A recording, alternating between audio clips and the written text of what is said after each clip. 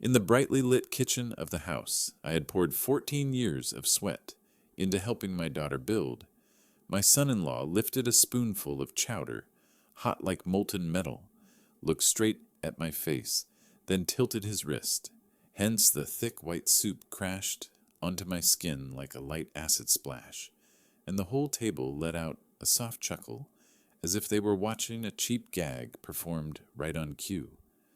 I just stood there, letting the smell of burning skin blend into the buttery garlic simmering on the stove, and realizing one thing. Not every humiliation needs blood. Some humiliations only need silence to bring down an entire family. If you've ever been insulted inside the very home you helped create, ever been turned into some outdated object in the middle of a dinner where people raise their glasses to show off their power, leave and tell me where you're watching from. And if you want to stay to see someone deemed no longer valuable, turn silence into a counterstrike, I invite you to hit subscribe. I'm grateful you're here with me. That evening, the wind from Port Providence Bay blew the kind that reminds you exactly how old you are. It threaded through the pines along the hillside, hissed through the wooden seams of Coastal Ridge Estate, carrying salt and a cold that soaked straight into bone. I held the wooden box to my chest like something more fragile than anything else, standing on the porch, looking through the large glass panels at the warm yellow light spilling over the living room where my daughter Ariel was chasing little Jonah. He laughed, that clear bell-like laugh, and every time it rang, my heart softened a little more. I pressed the doorbell. The door opened with the smell of butter, garlic, and seafood simmered in cream. Ariel peeked out, hair hastily tied, still holding a kitchen towel. "Dad, you're here. Isn't it freezing? Come in. I'm making clam chowder. Jonah's been asking about you all afternoon." I stepped inside and closed the door, my hand trembling not because of the ocean wind, but because of the box I was carrying. "I brought him this," I said, placing the box on the console table beside the stairs. "Once the dish is done, we'll open it together." The house was warm, but the air felt strange, something thin like mist, yet it didn't dissolve even with the fireplace burning. I sensed it from the way Ariel glanced over her shoulder toward the dining room before she turned back to smile at me. "Blake home?" I asked, keeping my voice even. "Yeah, he's on a call with the fund. Today's a bit tense, don't mind him," I grunted. Since the day she married Blake Mercer, a visionary businessman as people called him, this house had changed. More wine bottles, more expensive fresh flowers, and loud laughs meant for the whole neighborhood to hear. But fewer dinners where everyone just sat, looked at each other and said, "Good." Jonah shot down the stairs like a tiny bullet. "Grandpa!" He hugged my leg, the smell of kids' soap clinging to my sweater like a painkiller. "Did you bring what you promised? The boat?" "Of course, Chief Officer," I smiled, pointing at the box. "But you have to wait for Captain Mom to approve. That's the rule on any ship." Ariel laughed, though the corners of her eyes stiffened a little. She lifted Jonah and headed to the kitchen, and I picked up the box and followed them. Blake stood by the counter, white shirt sleeves rolled up, a glass of white wine in hand. He turned when he heard me, his smile arriving a beat later than his eyes. "Oh, Mr. Gordon, right on time tonight." "Told Jonah already," I replied. "I don't like keeping my crew waiting." Blake glanced at the box, raising an eyebrow. "Another handmade thing, huh?" He stretched those two words like a joke. I pretended not to hear. Ariel was busy stirring the pot of chowder on the stove, the smell of clams, potatoes, and heavy cream blending, reminding me of the winters when my wife was still alive. Evelyn always said, "In the cold months, one hot bowl of chowder is enough to get you through even the worst month." I had built this wooden boat myself in the workshop behind the house. Spent 2 weeks on it, every glued plank, every cut sail, every brushed detail of paint, just to see Jonah's eyes light up tonight. "What's in there, sir?" Blake asked, grabbing the box with 2 fingers like he was holding a cheap package. "A ship," I said. "Jonah likes the ocean, I thought." "A toy ship?" He cut me off, laughing. Ariel, you should tell your dad kids these days play with iPads, not this handmade trash. The word trash hit the tile floor like something heavy. Jonah, sitting in his high chair, turned to look, confused. Ariel froze, the wooden spoon suspended above the pot. She tried to say something, then swallowed it. Blake, she murmured like a warning. He shrugged, took another sip of wine. I'm just saying the truth. What era is this? He keeps clinging to old things no one uses anymore. I didn't answer, just stepped to the stove and took the stirring spoon from my daughter. Let me, I said softly, go set the table. Ariel looked at me for a second, her eyes reddening, then turned away. I stirred the chowder, the steam fogging my glasses. I didn't know that in the corner of the upper kitchen cabinet, where Blake had hired someone to install a smart security system 3 months ago, there was a tiny camera recording the entire scene. Blake told Ariel it was to keep Jonah safe when the babysitter was around. I never believed him, but I didn't expect that camera to be the witness to his own actions tonight. Mr. Gordon, Blake's voice came from behind me. I barely managed to turn when he stepped forward, a spoonful of soup in his hand. Let you taste the masterpiece from Mercer Coastal. I gave a faint smile, thinking it was some sort of truce. All right, I bent slightly toward the pot. Blake scooped a full spoon of chowder, steam rising fragrant and rich, but instead of bringing it toward my mouth, he tilted his wrist. Everything happened fast. I only saw a cream-white arc mixed with burning hot clam bits flying straight at my face. The first sensation was fire. My skin felt like someone pressed a glowing iron rod against it. My left eye stung. My ear rang. A metallic clang echoed as the spoon hit the tile floor. If you don't like soup, Blake said, mocking, you can wear it on your face.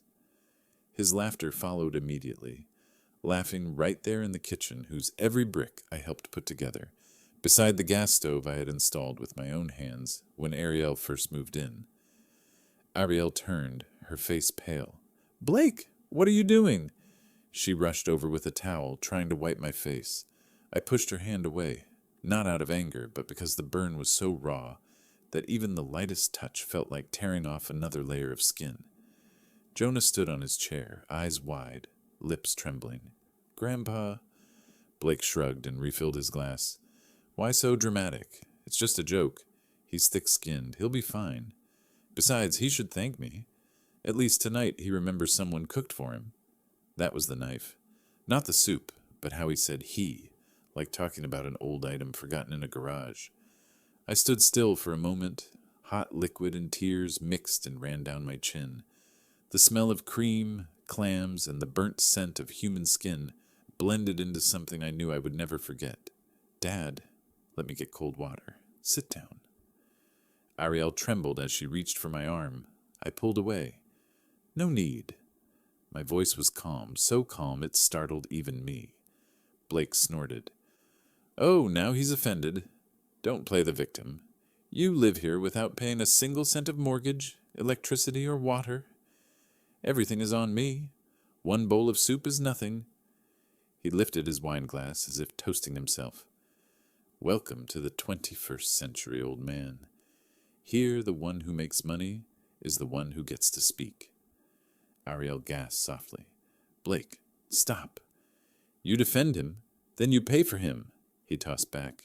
You think your marketing salary can support this house? The kitchen suddenly felt smaller, not because of bodies, but because of the words. I saw Jonah curl into himself on the chair, clutching the little blue plush fish he always carried. I understood one thing clearly. If I spoke now, everything would explode. And if I exploded before I was ready, I would lose. I'd seen hot-headed men lose entire harbors because of one rush punch in a negotiation room. I turned away and reached for my coat on the hook. Where are you going? Ariel panicked. Getting some air. It's freezing out. Your face is... Stay and have dinner with... Your family? I said without turning. Don't worry about me. Blake added another line behind me, bored. Try not to get lost, or the police will have to bring you back. Old folks in Port Providence always think they're the main character. I opened the door, the ocean wind slapping against me, cold enough to make the burn feel like it was smoking. I didn't slam it, just pulled it closed gently enough for Blake's laughter to break behind me and be dragged off by the wind. The hill road was dim, streetlights yellow and sparse. I walked slowly, each step leaving a small mark in the thin snow. My face throbbed, my eyes stung, but my mind was strangely clear. I didn't go to the clinic, didn't call 911, didn't stop by anyone's house. I took the back path, looping toward the small wooden rental house, 2 hills down. The house, Blake told the neighbors, was the temporary den of a stubborn old man. In the bathroom, I turned on the cold water and pressed a wet cloth to my cheek. The skin had blistered, some parts pale, some purple. The reflection in the mirror was an old man with white hair, one side of his face swollen and raw, eyes half angry, half hollow. I stood there a long time. The wall clock ticked steadily. Outside, the waves slammed against the cliff at the base of the hill. I lifted my hand and touched the burned area lightly. Sharp pain. "Enough," I said to the mirror.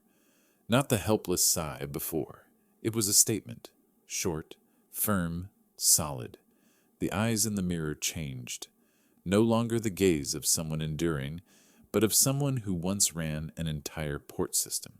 Someone who could command ships through storms. All right, I thought, as my calloused fingers tightened around the sink's edge. They want to turn me into some useless old man. Then they'll see what a useless old man can do with a lifetime of experience. The night in Port Providence was still cold, but inside my chest, something had stopped dimming and started to ignite. That night, I sat in the small wooden house for almost an hour, the cold towel on my face no longer icy but still stinging. The smell of chowder clung to my collar, each breath a reminder of the scene in the kitchen, a scene no family dinner should ever witness. Then I stood up and opened the drawer of the wooden cabinet beside the dining table. Inside was a black metal box, no patterns, no decorative lock. Just an ordinary object, but what lay inside was enough to shift the fate of an entire small town. I set the box on the table and opened the lid. Files, invoices, audit reports, operation contracts, certificates of coastal property ownership, everything arranged in stacks. On top was a folder embossed with a line almost no one but me had ever seen. Harborgate Infrastructure. Trust. Owner, Gordon Hale, Anonymous. Most people looking at me thought I was just an old retiree, living off a modest pension after decades of service. In truth, most of my assets sat in the legal structure I built back when I managed the Harborgate pier chain. I had transferred all operational authority, profit shares, and shoreline properties into this trust nearly 12 years ago, right after Evelyn passed. Current total value? $74 million, according to the latest quarterly reconciliation. Blake didn't know. Ariel didn't know. No one knew. I once thought, hide it so my daughter could live freely, without the weight of a heavy legacy. But tonight, when the chowder spoon hit the tile and Blake's laughter cut into my skin, I understood one thing. Silence held too long becomes someone else's weapon. I gathered the documents into a leather bag and locked it. There was one person I needed to see immediately. Someone I never thought I'd have to turn to for a family matter. Attorney Charlotte Bishop. The Bishop and Wynn building sat at the edge of downtown Port Providence, its glass walls reflecting the bay's ripples every afternoon. When I walked in, the lobby clock showed a little past 8 in the evening, but Charlotte was still working. The light from her office spilled into the quiet hallway, as if the whole building were holding its breath. She looked up as I opened the door. "Good Lord, what happened to your face?" Her voice wasn't loud but sharp. A woman in her 40s, slender build, eyes that missed nothing. "I need you to look at this," I said, placing the document bag down. She didn't touch it yet, but poured me a glass of water. "Sit. From the look on your face, what happened in that kitchen wasn't simple," I told her. Every detail, From the wooden box to the words, handmade trash. From the boiling soup to Blake's laughter. Charlotte listened without interrupting, only jotting down lines in her leather notebook now and then. When I mentioned the camera, she looked up, her eyes sharpening. "You're sure the camera was active?" "Very active. I didn't know it was recorded, but I understand the kind of system Blake installed. Auto cloud backup." Charlotte nodded slightly. "Then we have our first anchor." She opened the document bag and flipped through the pages. When she reached the trust covers, she stopped. "You're the owner of Harborgate, Anonymous?" "Yes." "And the total value?" 74 million. Exactly. She leaned back, unable to hide her surprise. "Mr. Gordon, let me get this straight. Blake has no idea?" "No idea at all. I kept it quiet to avoid anyone using it to calculate their way in." Charlotte let out a small laugh, the kind that wasn't amused but confirming. "Then you're dealing with a very dangerous type of man. The kind who thinks he's the strongest in the room while standing on thin ice." She wrote quickly in her notebook. "Elder abuse, financial coercion, assault with hot liquid. Potential evidence from smart home camera, must retrieve data properly." Then she looked straight at me. "You said Blake mocked you for not paying a cent for the house. Do you have proof you contributed?" I nodded and handed her another stack of papers. "I covered most of the down payment when Ariel got married. Blake only knew a fraction." She flipped through a few pages, then spoke, her tone firm but not cold. "Here's the situation. Without evidence of violence or coercion, they could paint you as a burden, making it easy to push you out of family decisions. The good news is, you hold two strong cards, the video we can retrieve and the trust. The video isn't in your hands yet, but we can request the storage company to preserve the data. The trust proves you're fully financially capable, countering any claim that you're unable to care for yourself." She closed the folder, fingers interlaced. "Here's my advice. First, stay silent. Second, collect more evidence. Third, play weak so Blake drops his guard. Fourth, wait for him to take one more stupid step. Then we close in." "Play weak?" I asked. "Men like Blake operate in two gears. Arrogance and trap falling. If you want him to show his real face, you have to make him believe you're no threat. That's when he'll make the dumbest move of his life." I looked down at the table and saw the reflection of my own face, still flushed from the burn. "All right," I said quietly but firmly. "I'll do exactly as you say." Charlotte smiled, her eyes gleaming like steel under the light. "Good. And from this moment on, Mr. Gordon, you're no longer fighting alone." After the chowder night, the house on the coastal ridge hill changed quietly, not into a storm, more like the kind of slow weather that seeps into the skin, cold and creeping. Blake didn't cause loud trouble, but each day he laid another small brick, another gentle shove, another dust-thin remark, and the whole house became a place where I had to measure every breath. Monday morning, when I took Jonah to school, I checked my phone for emails. The screen showed, "Incorrect password." I tried again, and again. Still locked out. I asked Ariel. She looked confused. Maybe the system glitched. I'll ask Blake." Blake walked into the kitchen right then, holding a protein shake. "Oh, the Wi-Fi? I changed it." Looking me up and down once, he added, "You don't need internet.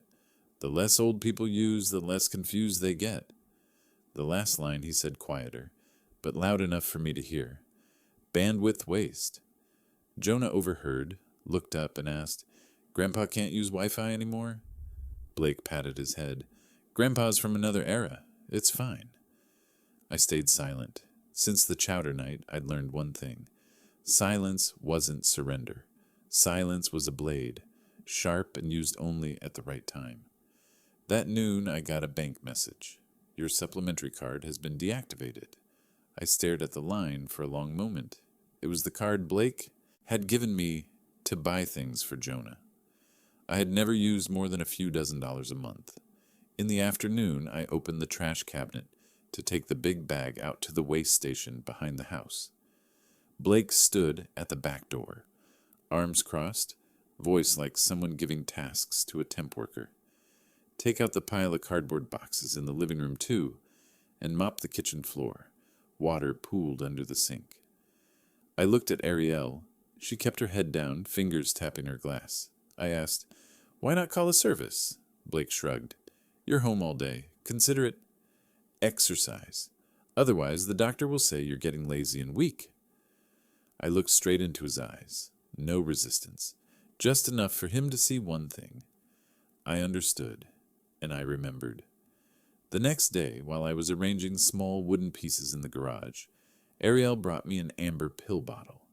"Dad, take this," she said gently. "Multivitamins. You've been losing sleep. A bit of minerals might help." I checked the label. Not vitamins. Low-dose benzodiazepines. The very type Charlotte mentioned last night. "Blake told me to give it to you," Ariel added, eyes avoiding mine, "so you can feel calmer." I held the bottle, twisted the cap, and heard the pills clicking inside. "I'll take it later," I said. "I'm busy now." She nodded and left quickly, as if one more second looking at me would make her cry. I waited until she disappeared up the stairs, then placed the bottle in the high cabinet. That night, the neighbor, Mr. Whitaker from across the street, came by to return the saw he'd borrowed. My hand shook a little, the burn not healed, and I dropped the water jug onto the carpet. Before I could bend down, Blake appeared behind me. "Careful, don't stain the new floor." Then to the neighbor with a thin smile. "Old folks, they expire earlier than we expect." The words weren't loud, but they were very clear. Mr. Whitaker looked at me awkwardly, unsure what to say. I braced my hand on my knee, slowly picked up the jug, and wiped the wet patch. Blake stood there, arms folded, voice flat. "Make sure you clean it properly. This house isn't a retirement center." Ariel looked out from the living room, said nothing. That night, I returned to my small wooden house earlier than usual. On the table near the door, I placed a new notebook. Black leather cover, thick, no title, no markings. I opened the first page and wrote, "Monday. Blake changed the Wi-Fi password because he said I don't need internet." Turned the page. "Tuesday. The spending card for Jonah was canceled, without warning." Next page. "Wednesday made me mop the floor and take out trash. When the neighbor came, he said, 'Old people expire sooner than we think.'" I wrote slowly, evenly, not missing a single word, action, or look. The notebook wasn't a diary, not something to complain about. It was a battlefield map. Record of fractures. A file for the counterstrike Charlotte and I were laying brick by brick. I touched the notebook's edge and closed it gently. "Keep going, Blake," I thought. "I'm writing down every word." And in that small wooden room, with the distant sound of waves, I knew. The bricks of humiliation he laid each day would eventually become the steps leading him into his own abyss. The night on Coastal Ridge was so quiet I could hear the wind scraping against the iron railing on the porch. 3 a.m, the hour when Port Providence slept its deepest, was the time I chose to finally do what I had only dared to think about for weeks. From the old pickup truck parked in the dark at the bottom of the hill, I climbed the back path behind the house, far from the gate camera Blake installed, to distinguish strangers. He had no idea the man he saw as useless was once the one who ran a deep-water port, where every container passed through 3 layers of inspection. At the back door, I pulled from my coat pocket a silver USB, the last thing I still kept from the Harbor Gate logistics system. That USB had admin access, a kind of emergency key for server failures. I used to use it to restore port data, and tonight, to restore my own life.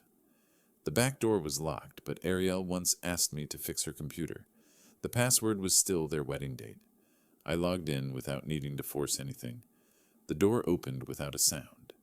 Inside was pitch black, except for the faint blue glow of the router in the kitchen corner. I stood still for several seconds, listening. No footsteps, no staircase creaks, no whispering, only the thin blade-like sound of ocean wind slipping through the door frame. Blake's office was at the end of the hallway. I moved like a shadow, careful not to let the old wooden floor complain. My hand stung a little from the burn, but my mind was razor sharp. The office door was ajar. A thick whiskey smell hit me the moment I nudged it open. Inside, the laptop sat on the desk, the screen dark, but the power light glowing. I sat down and plugged the forensic USB into the side port. A prompt appeared, override admin privilege. I clicked yes. It wasn't the first time I had accessed private data. Running a port sometimes meant urgent intervention, and Blake had never changed the default configuration of the device he bought. Classic man who thought money bought everything. Within seconds, I saw the folders Charlotte warned me about. Financial to private, Mercer, portfolio, Sunshine Cove's agreement. I opened the last one. A PDF appeared, pre-admission agreement, Sunshine Cove Nursing Facility. I read each line. Family of the admitted party agrees to transfer financial management. Cognitive decline. Facility may control communication if necessary. My heartbeat slowed. This was what Blake planned to make me sign. The room felt colder. I moved to another folder, Messages Export. The thread between Blake and someone named H. Rendall, Trust Advisory, stretched for 6 weeks. He'll sign, we just need the right dose. Let Ariel hand it to him. The old man trusts her. Once done, Sunshine Cove will take him within 48 hours. I saved everything to the USB. I had just pulled it out when perfection turned into bad timing. The sound of a toilet flushing drifted down from upstairs. A pause, then footsteps, heavy, slow, stumbling. Blake. In the dark, a chill crawled up my spine. He was coming down the stairs. The hallway door was the only exit, but the footsteps were too close. My eyes scanned the room. Under the desk, too shallow. Filing cabinet, too cramped. Window, its frame would creak. Finally, I saw the thick velvet curtain covering the French doors leading to the back garden. I slipped behind it, pressing my back against the freezing glass. The smell of old velvet, dust, and damp wood filled my nose and made me want to sneeze. I pinched my nose and held my breath. The office door swung open. Yellow light spilled through the gap in the curtain, enough for me to see Blake's shadow stretch across the floor. His breathing was heavy, the alcohol on his collar stronger than the wood scent in the room. Blake staggered to the desk, opened his whiskey bottle, poured another glass. "Damn it," he muttered. Just sign. Sunshine Cove has a room ready." I narrowed my eyes. In his drunken state, he said the truth. To him, I wasn't a father-in-law, not Ariel's father.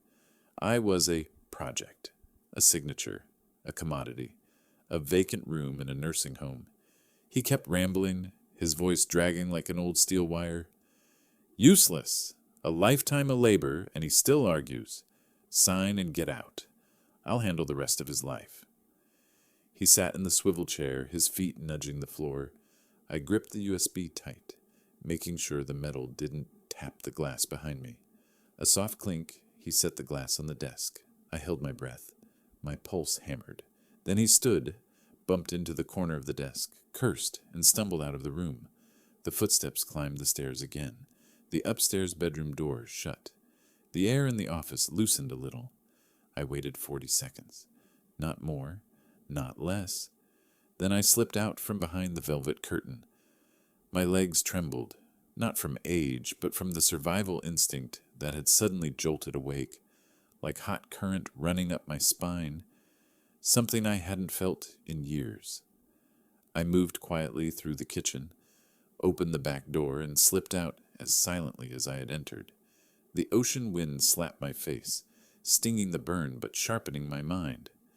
When my old pickup came into view in the darkness at the bottom of the hill, parked behind the pines to avoid Blake's camera, I knew I was safe. I left the coastal ridge hill just as the sky lightened, the ocean wind growing stronger as if it meant to erase every trace of the night before. In my hand, the tiny USB held enough to blow apart Blake's entire scheme built on charm and performance. Back at the small wooden house, I turned on the desk lamp and spread the papers, messages, and contracts across the table. Every line was a cut. Every message Blake sent to his advisor was a noose he'd tied around his own neck. I copied everything into the black notebook, my handwriting slow and steady until the final page for the night was full. When I closed the notebook, my phone buzzed. A message from Ariel. Dad remembered tonight's transfer ceremony. Blake wants everyone dressed nicely. I looked at the line. No exclamation mark, no emoji, nothing but exhaustion. Transfer ceremony. Blake truly believed a few drinks, a few smiles, and the signature of a senile old man would complete his future. I laughed, softly, but enough to still the entire room. So he planned to gather everyone he needed to fool in one evening. He'd bring lenders, investors, neighbors to witness the legacy he was about to claim. A stage he built himself, and he thought I'd play the part he assigned. I slipped the USB into my coat pocket and zipped it closed. If Blake wanted a coronation ceremony, I would attend, and I would bring the truth. Blake began turning the house atop Coastal Ridge into a stage for what he called the Heritage Transfer Dinner, a name that sounded more like a knighting ceremony in some old castle than a family gathering. It was only 5 in the afternoon, and trucks carrying gold chairs, stage lights, and a red carpet were already blocking the driveway. Caterers arranged champagne flutes on trays, while the sound crew set up spotlights aimed directly at the arched window area. Classic Blake. He didn't just want to take the house, he wanted to take it with the swagger of someone being honored. 3 groups of guests arrived one after another, each with a role in his plan. The first were the lenders, high-interest sharks dressed, polished, but with eyes sharp as hooks. They weren't here to celebrate. They were here to make sure Blake's growing debt had secured assets. The next were investors from small funds, the ones Blake had sold a fantasy of Mercer Maritime Holdings, a project that did not exist outside a PowerPoint file. The third were neighbors invited to create the illusion of a family legacy handoff, and to witness a senile old man sign papers, giving Blake moral cover. I walked into the dining room with the role Charlotte told me to maintain. The confused, aged man, blurry-eyed, shoulders slumped, as if unsure where he even was.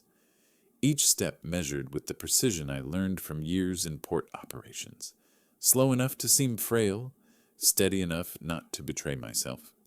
As I stepped over the red carpet, Blake smiled, the smile of a man who thought he was about to be crowned. Mr. Gordon is here. Everyone, our family, hero. He used hero the way someone might describe a washed-up actor. I nodded, keeping my gaze vague, letting him believe everything was going smoothly. Ariel pulled me aside, her voice small but rehearsed. Dad, tonight you just have to sign. After that, you'll be taken to a really good place. Full care. Private room, personal doctor. The good place she meant was Sunshine Cove, the facility Blake had prepped admission papers for. Charlotte had warned me. Places like that lock your access the moment you sign. Ariel looked at me, not cruel, just tired. Tired from believing Blake, tired from fearing his anger, tired from thinking I'd become a burden. I squeezed her hand lightly, just enough for her to believe I was weak. Yes, I'll sign, she exhaled. I did not.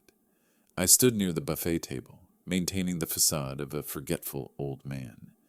When I reached to adjust my shawl, the pen in my jacket slipped out, hit the floor, and rolled under a table draped in a long black cloth. Oh dear, I murmured, bending down with one hand bracing the table so it wouldn't look suspicious.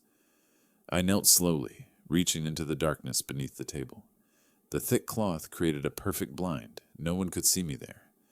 Just as my fingers touched the pen, leather shoes approached. Blake and a lender walked to the bar area right beside the table I was hidden under. Blake scanned the room, saw no one. He exhaled, voice dropping into the tone of a man about to discuss something he believed only powerful men were entitled to hear. I stayed perfectly still, hand on the pen, breath held to avoid stirring the cloth. The lender spoke first, deep and precise.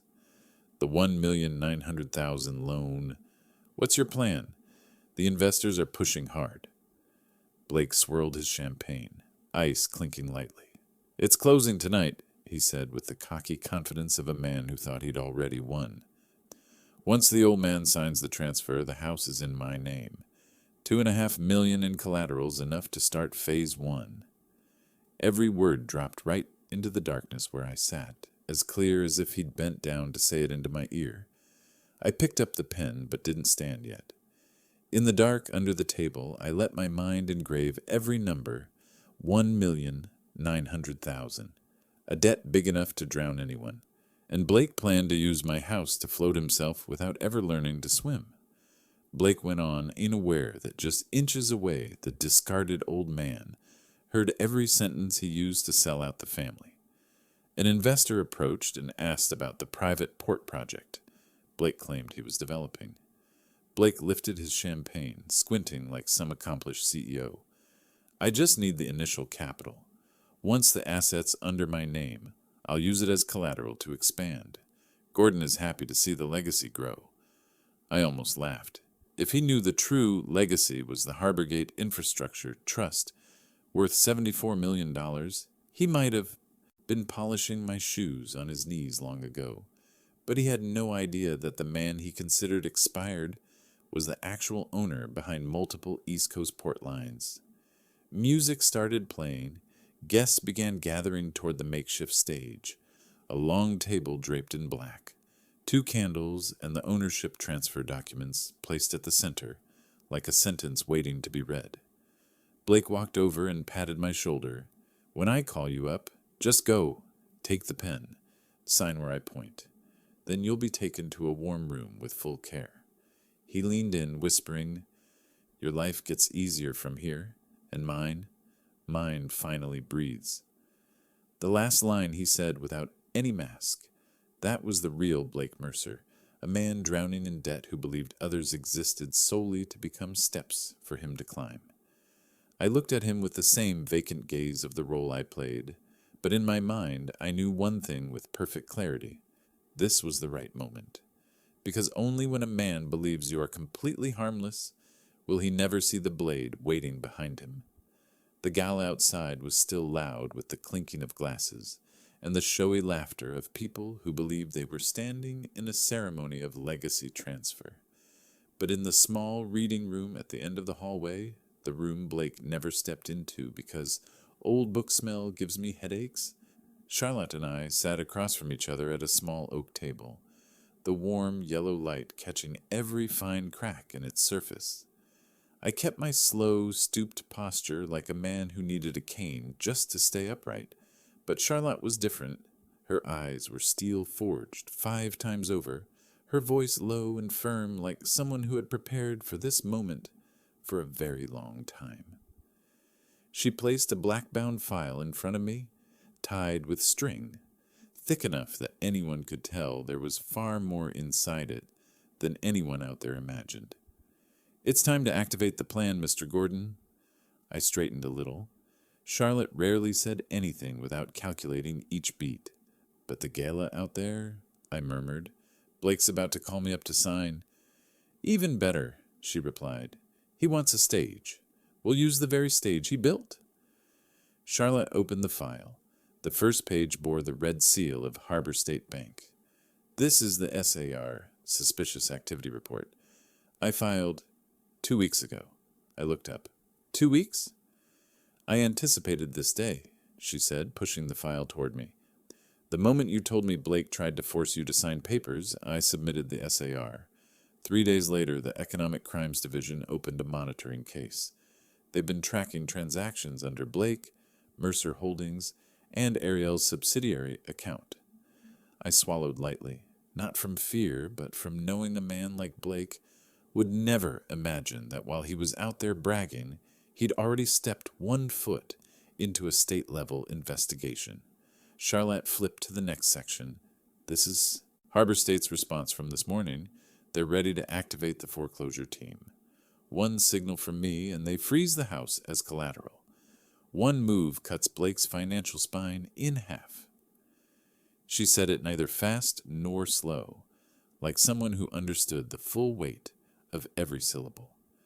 I looked through the frosted glass and saw Blake raising his glass to an investor, his smile so staged it only needed a spotlight on his face. Charlotte placed the final envelope before me, thick, heavy. "And this," she said, "is what will keep him from lifting his head for the next 10 years. I opened the envelope.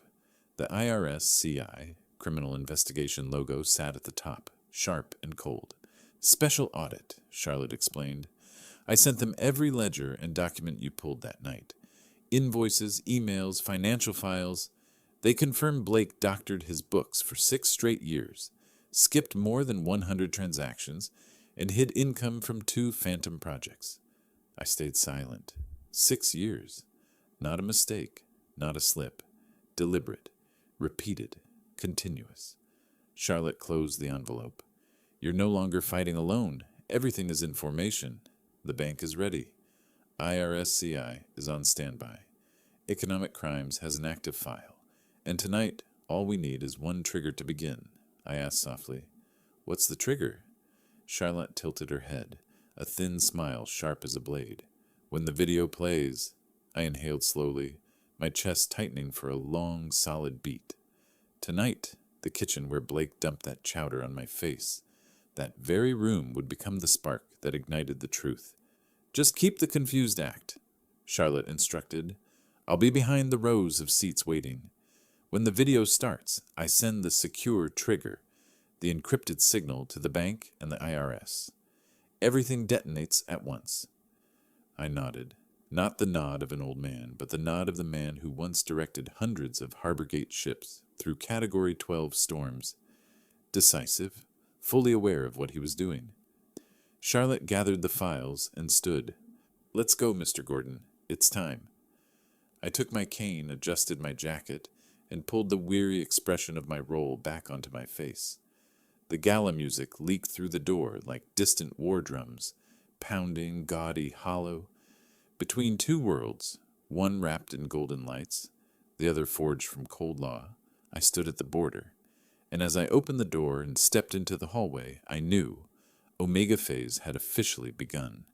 Soft jazz began playing, the lights of the hall dimmed, and the spotlight hit the long table in the center of the room like an operating table waiting for its victim. Blake stepped into the crowd, lifted the microphone, his voice swelling with the confidence of a man convinced his throne was built and only awaited the final ritual. "Ladies and gentlemen, tonight our family is hosting a very special ceremony, the transfer of heritage to the next generation." I stood in the back, Charlotte hidden in the shadows behind the last row of chairs, and Ariel clutching my hand, her fingers cold and trembling. When Blake beckoned, Ariel guided me toward the stage. I pretended to stumble, each step as if I could barely remember where the ground was. The room fell silent for a few seconds, then whispers rustled like wind moving through a forest. Blake waited for that exact moment before continuing, his voice dripping with cheap pity. "My father-in-law, his memory isn't what it used to be. He got lost 3 times this month, signed the wrong wire forms, sometimes doesn't even recognize the security guard at the gate." Murmurs swelled. Someone from the bank leaned to the person beside him loud enough for me to hear. "Hard to find a POA case more straightforward than this." An investor in the front row smirked. Textbook signature processing type. I kept my face blank, eyes squinting as if struggling to focus. Ariel stared at me in panic. I saw her lips mouthing a reminder to take the vitamin Blake had given earlier, but that pill was already washed down the bathroom drain, and I was clearer than anyone in this alcohol-heavy room. Blake kept talking, each sentence another slice across my dignity. He used to work at the port, but lately, he let out a light laugh, he can't even remember his own Wi-Fi password. A few guests laughed softly, some didn't dare. But the mockery shifted the room's temperature. Exactly what Blake wanted, turning me into the perfect mannequin for incompetent.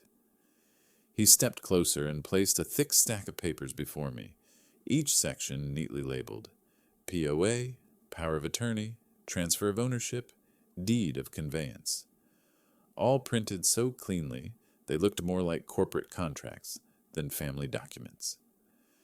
"You just need to sign here," Blake said, lowering his voice to the tone one uses with a small child, "and everyone can relax. You'll be cared for properly. Nothing to worry about." I sat on the chair at center stage and stared at the pen he offered. The room held its breath. The lenders leaned forward. The investors set down their glasses. Neighbors covered their mouths, whispering.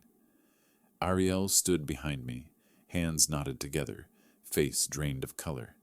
Blake bent lower, the triumphant smile curling at the corners of his mouth. "Go on. Sign." I stayed still, didn't move, didn't speak, didn't touch the pen. I only looked at him with the eyes he thought had clouded with age, eyes that were in fact memorizing every line of his face for the moment I would need them. "Dad?" Ariel whispered, voice trembling. Blake lost patience, squeezed the pen, shoved it toward my hand. "Sign it! Everyone is waiting." The spotlight burned on my skin. 100 eyes fixed on one man. The man Blake believed had lost all value. I remained motionless, solid as a stone on the bay floor, letting him and the entire room believe the one thing I needed them to believe, that I was utterly powerless. And that was the first spark of Omega. The room went dead silent as I remained motionless at center stage, hundreds of eyes fixed on me as if waiting for the final moment of a play Blake believed he had directed to perfection. He shoved the pen toward my hand again, champagne on his breath, a smug half-smile stretching across his face. "Come on, sign it, old man." I lifted my hand, but not to sign. I set the pen on the table, stepped away from the chair, and stood up straight. So straight the whispers in the room recoiled like waves crashing against a cliff. Ariel stumbled back, her face drained. Blake froze, his eyes flickering with a fear he didn't yet understand, because he had never seen me stand tall. I looked around the room, my voice carrying without a microphone, low and sharp like metal forged in fire. "Enough!" Several people choked off their murmurs mid-breath. I moved to the edge of the stage and shed the confused act like an old coat. The room saw my true posture, not a trembling old man, but someone who had commanded port lines through hurricanes, who had sat in meetings with 3 governors, the man shipping conglomerates once called the spine of the East. I spoke, each word a nail hammered into the floor. "I'm not lost, I'm not confused, and I'm not signing anything tonight." Blake opened his mouth to interrupt, but I raised a hand. "It's not your turn to speak." Then I took out my phone and tapped a single button. The LED screen behind me flared to life. The white light washed over Blake's face like a pull toward the edge of a cliff. I faced the crowd. "I am Gordon Hale, founder of the Harborgate Infrastructure Trust." A collective gasp erupted. An investor shot to his feet. "Harborgate? That trust? Worth $74 million? A lender dropped his glass. The shatter echoed across the room. Blake's face drained as if someone had yanked him out of a dream. "No, he can't." I turned and signaled. The clips I had downloaded from Blake's own smart security system the night I broke in began playing on the LED screen. The first video, the bowl of hot chowder splashing across my face. Every drop visible, every cheap laugh from Blake captured. Every moment I turned my face from the burn but stayed standing. The room went silent like a church. Then the second video, Blake shoving me aside when I bent to tie Jonah's shoe. The third, him throwing a stack of bills into my face, calling me dead weight. The fourth, him laughing when I dropped a glass of water, my hand shaking because of the pills Ariel brought, the pills I did not take. Everything played back slow and clear as a scalpel blade. Each clip sliced through the mask he had worn in public. A lender stood up and walked out immediately. Investors exchanged looks, pulled off their napkins, retrieved business cards they had handed Blake earlier. Someone whispered, "We've been conned. He tried to collateralize a house that isn't his. Pull out of the deal now. The reaction rippled through the room like a tide sweeping away a beach of lies. Ariel collapsed into a chair, covering her face.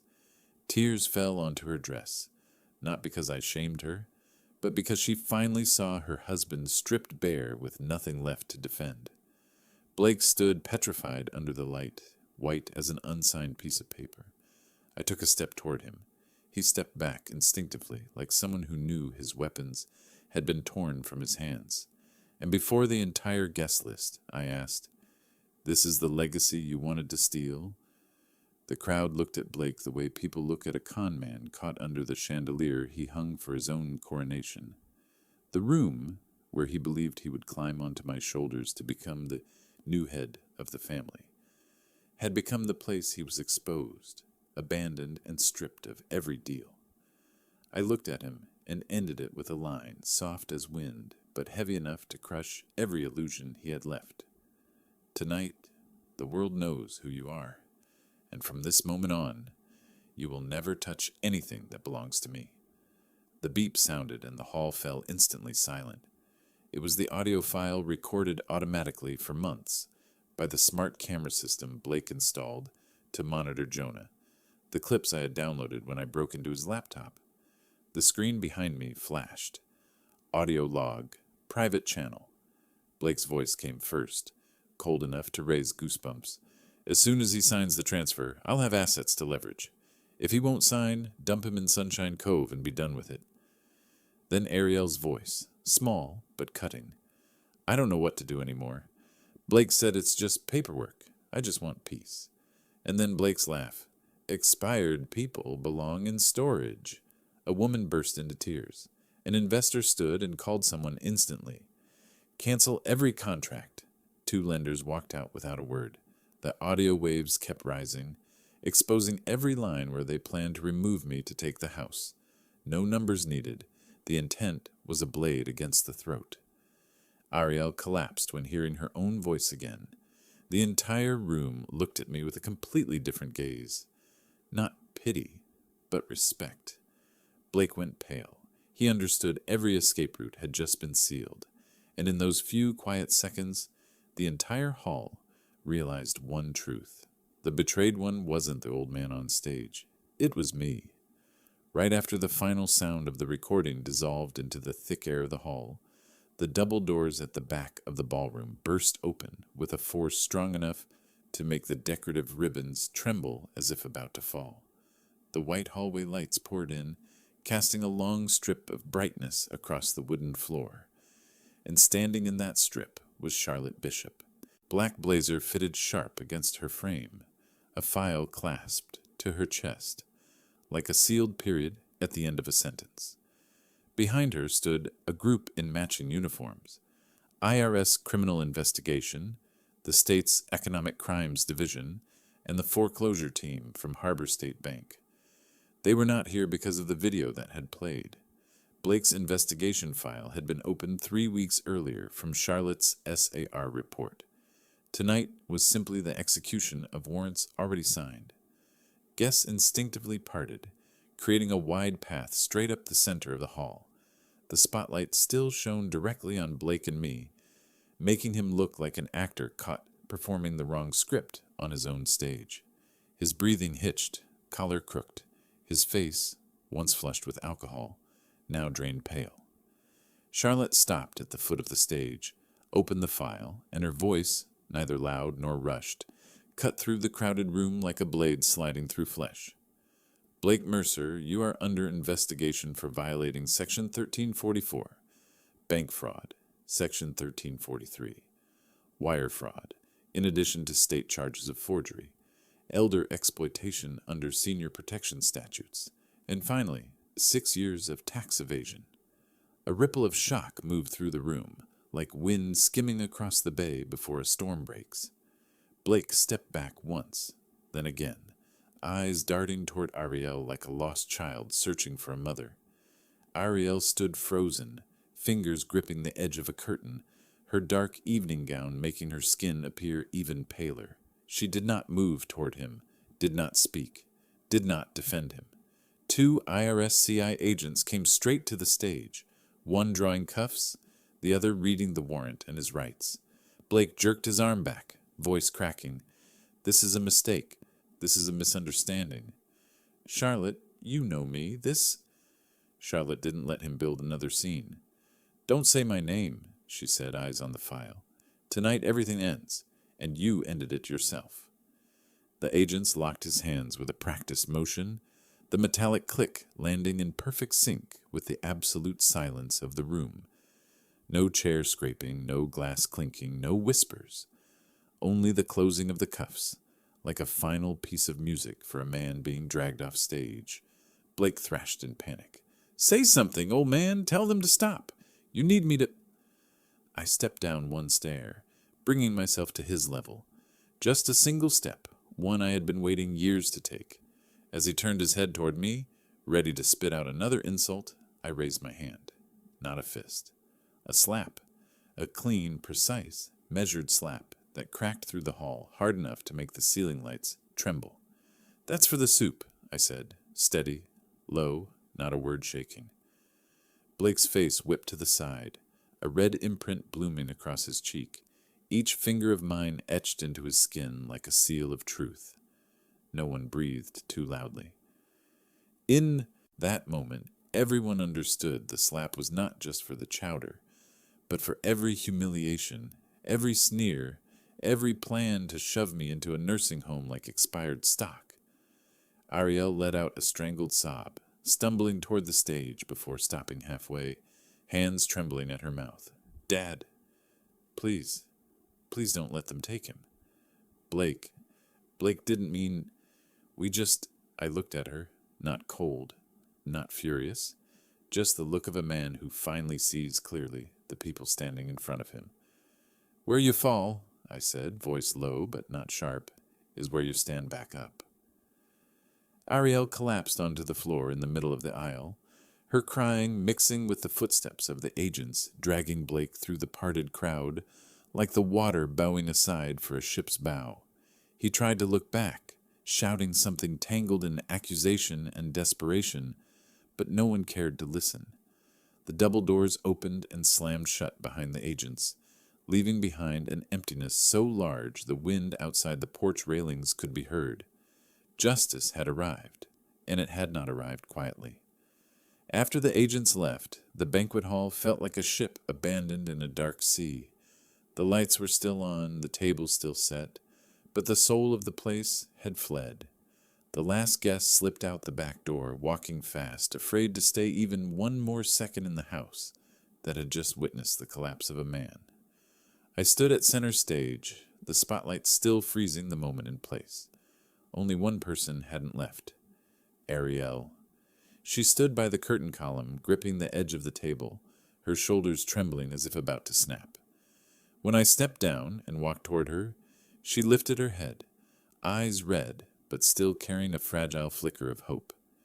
"Dad," her voice broke like a small stone dropping onto cold water. "You don't understand. I didn't mean... I just followed Blake. I thought..." I slipped a hand into my jacket and pulled out a folded sheet of paper, opening it slowly on purpose, letting every crease crack through the empty room. It was the certified photocopy of the forged signature I had pulled from Blake's laptop and the bank records. I turned the page toward her. "Look!"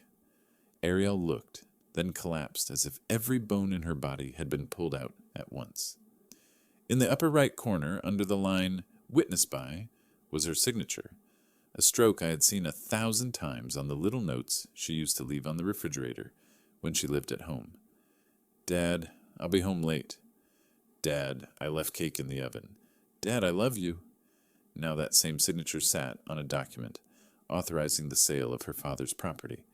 Ariel covered her mouth, a choked sob tearing through her fingers. "Dad, Blake said it was just for procedure. I didn't know. I didn't think..." "Don't," I said. Not harsh, not loud, just final. "You knew." She shook her head over and over, tears sliding down her cheeks, hitting the wooden floor and breaking into tiny circles. "I was scared. I thought if I didn't sign, he'd leave me. I thought he knew how to handle finances. I thought... You didn't think about anyone but yourself, I cut in, voice low as a whetstone, and you knew perfectly well who would suffer if you signed. Ariel reached out, clutching the edge of my vest. Dad, please don't leave me out. Please. I know I messed up. Give me a chance. Just one more. I bent down and pried each of her fingers off me like removing the grip of someone drowning. You made your choice, I said, every word dropping between us like stones filling a hole, and I'm making mine. Ariel opened her mouth, but no sound came out. I folded the paper and slipped it back into my jacket. From this moment, I said, eyes locked on hers, you are out of my house today. Her whole body froze. Dad, you can't. I only have you. No, I answered softly. You still have your choices, and I'm not putting cuffs on you like someone else. You only have to face the consequences. The sea wind pushed through the cracked door, stirring the tablecloth, scraps scattered on the floor. I stepped back. Ariel stayed kneeling, her eyes wide as if seeing me for the first time. Go, I said. When you understand what honesty costs, you'll understand why I had to do this. She shot to her feet, staggering like someone just spat out of a storm. Then she ran, no coat, no bag, no glance back. The door swung open, snow wind slamming in hard enough to whip the curtain behind me. Ariel disappeared into the white blur coating the slope down the hill. The house fell silent again, but this time it wasn't the silence of fear. It was the silence of a man who had finally drawn the right boundary. The house on the hill above Port Providence no longer held any human sound. No champagne glasses, no hurried footsteps, no lies hanging in the air. Only the pale light of dawn spilling through the wide glass panels, sweeping across the freshly cleaned wooden floor, revealing an emptiness sharp and light, like a room freed from a long-rotting tumor. I took one final walk. The table where they tried to force my signature was gone.